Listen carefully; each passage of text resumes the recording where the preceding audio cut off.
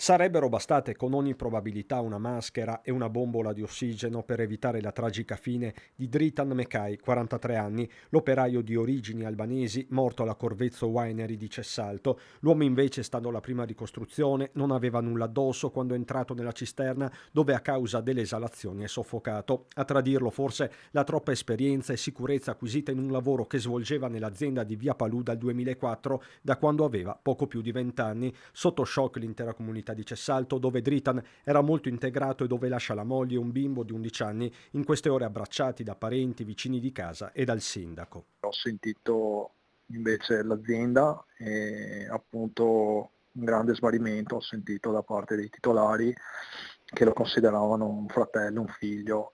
Intanto i tecnici Spisal con i carabinieri coordinati dalla procura indagano per omicidio colposo, un atto dovuto, spiegano gli inquirenti. Proprio il servizio igiene, prevenzione, ambienti di lavoro è finito ancora una volta nel mirino delle polemiche sindacali e politiche per la carenza di personale, ma su questo interviene direttamente l'ULSS 2 aggiornando i numeri. Tenete presente che nel Veneto, i dati forniti dalla Regione quindi non sono nostri, noi sostanzialmente riusciamo ad avere una proporzione con i dirigenti, tra dirigenti medici e nostri tecnici dello Spisa, che tra le più alte del Veneto.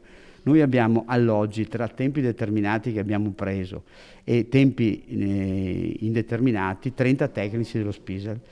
Andremo ad aggiungere col nuovo concorso che stiamo facendo, intanto a tempo determinato, che poi diventeranno a tempo indeterminato, altri 15 tecnici dello Spisal. Intanto l'ULSS, assicura Benazzi, si mette anche a disposizione della moglie di Dritan e più in generale del dolore di chi resta.